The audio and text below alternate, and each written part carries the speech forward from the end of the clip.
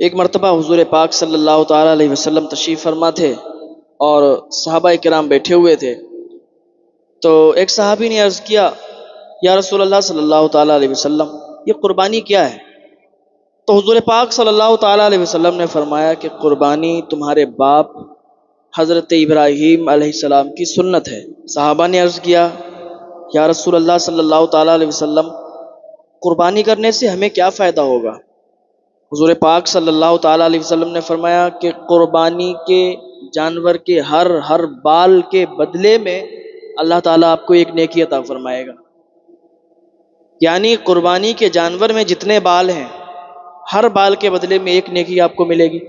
اب آپ اندازہ نہیں لگا سکتے کہ کتنے بال قربانی کے جانور کے جسم پر ہوتے ہیں، ہر بال کے بدلے میں آپ کو اللہ تعالیٰ نیکی عطا فرمائے گا۔ سبحان اللہ۔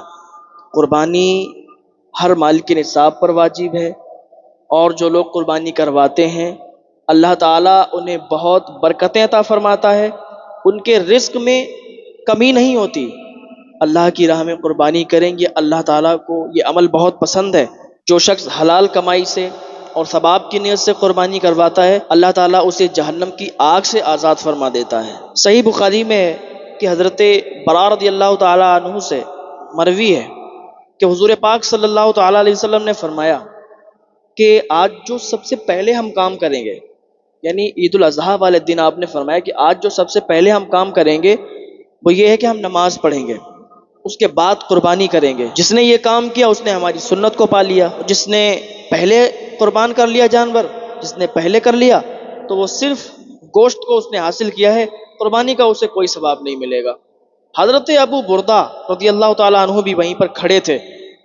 جب انہوں نے یہ سنا کہ حضور پاک صلی اللہ تعالیٰ علیہ وسلم نے فرمایا کہ ہم نماز پہلے پڑھیں گے، اس کے بعد قربانی کریں گے، اور جس نے اگر پہلے ہی قربانی کر لی تو وہ صرف گوشت حاصل کرے گا، ثواب اسے نہیں ملے گا، قربانی اس کی نہیں ہوگی، تو دوڑ کے حضور پاک صلی اللہ تعالیٰ علیہ وسلم کے پاس آیا، یا رسول اللہ صلی اللہ تعالیٰ علیہ وسلم، میں نے تو پہلے ہی کر لی ہے، تو میں نے اس نیت سے کری کہ ہمارے پڑوس میں غربا اور مساکین رہتے ہیں، بھوکے ہیں، تو ہم نے یہ سوچا کہ ہم پہلے قربانی کر دیں گے تو غریبوں میں گوشت بانٹ دیں گے اور وہ اپنے گھر میں اس کو پکائیں گے اور اس سے اپنے پیٹ کو بھریں گے، تو ہم نے تو اس نیت سے قربانی پہلے ہی کر دی۔ تو حضور پاک صلی اللہ تعالیٰ علیہ وسلم نے فرمایا کہ ابو بردہ، اب تمہیں چاہیے کہ تم نے قربانی تو کر دی اور نماز سے پہلے کر دی، اب تمہارے پاس جو 6 ماہ کا بچہ ہے بکری کا، اس کی قربانی تم کر دو، تمہاری قربانی ہو جائے گی، لیکن یہ صرف تمہارے لیے ہے اور کسی کے لیے نہیں ہے، اور کوئی 6 ماہ کے بچے کو قربان نہیں کر سکتا ہے۔ یہ بہت بڑا مسئلہ ہے اور عوام میں غلط طریقے سے مشہور ہے، لوگوں کو پتہ ہی نہیں ہے، اور لوگ اکثر عید سے پہلے ہی قربانی کروا لیتے ہیں، جو کہ درست نہیں ہے۔ اگر کوئی عید کی نماز سے پہلے قربانی کروائے گا تو اس کی قربانی نہیں ہوگی، اس کی قربانی نہیں ہوگی، کیونکہ حضور پاک صلی اللہ تعالیٰ علیہ وسلم نے فرمایا کہ اگر نماز سے پہلے کوئی قربانی کرواتا ہے تو پھر اس کی قربانی نہیں ہے، وہ صرف گوشت حاصل کرنا، اسے گوشت ملا، اس کی قربانی کا ثواب اسے نہیں ملا۔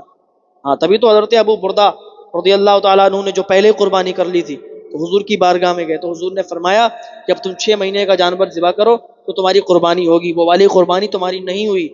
اسی لیے، اور یہ صرف حضرت ابو بردہ کے لیے تھا 6 ماہ کا جانور، ورنہ اور کسی کے لیے نہیں۔ اگر کسی نے نماز عید سے پہلے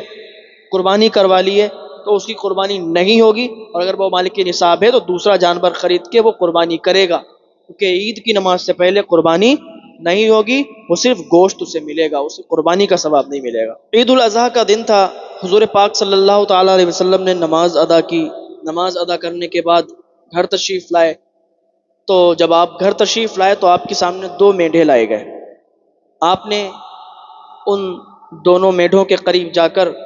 انہیں دیکھا اور پھر دونوں کی قربانی کری۔ پہلے کی جب قربانی کی تو آپ نے فرمایا یہ میرے نام سے ہے، اپنے نام سے کی، اور دوسری جو قربانی کی وہ امت کے نام سے کی۔ ایک دن حضور پاک صلی اللہ تعالیٰ علیہ وسلم نے حضرت فاطمہ الزہرا رضی اللہ تعالیٰ عنہا کو اٹھایا اور کہا، بیٹی تمہارے گھر قربانی ہو رہی ہے اور تم لیٹی ہوئی ہو، جاؤ قربانی کے پاس کھڑی رہو۔ تو حضور پاک صلی اللہ تعالیٰ علیہ وسلم نے جب یہ فرمایا تو حضرت فاطمہ کہتی ہیں، ابا قربانی کے جانور کے پاس کھڑے رہنے سے کیا فائدہ ہے، کیا ہوتا ہے؟ تو حضور پاک صلی اللہ تعالیٰ علیہ وسلم نے فرمایا، بیٹی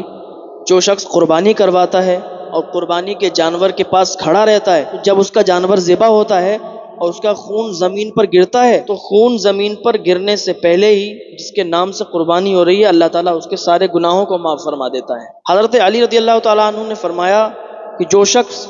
حلال کمائی سے نیک نیتی سے قربانی کرواتا ہے اس کے لیے 3 انعام ہیں،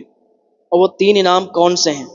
پہلا تو وہ ہے کہ جو شخص حلال کمائی اور نیک نیتی سے قربانی کرواتا ہے تو پہلا انعام اس کے لیے یہ ہے، اگلی قربانی تک یعنی آئندہ قربانی تک اس کے مال میں خیر و برکت کر دی جاتی ہے، مال سے خیر و برکت کم نہیں ہوتی۔ اور دوسرا انعام یہ ہے کہ اللہ تعالیٰ اس قربانی کرنے والے کے سارے گناہ معاف فرما دیتا ہے۔ اور تیسرا انعام یہ ہے کہ اللہ تعالیٰ اس قربانی کرنے والے کے پاس قیامت کے دن وہی جانور بھیجے گا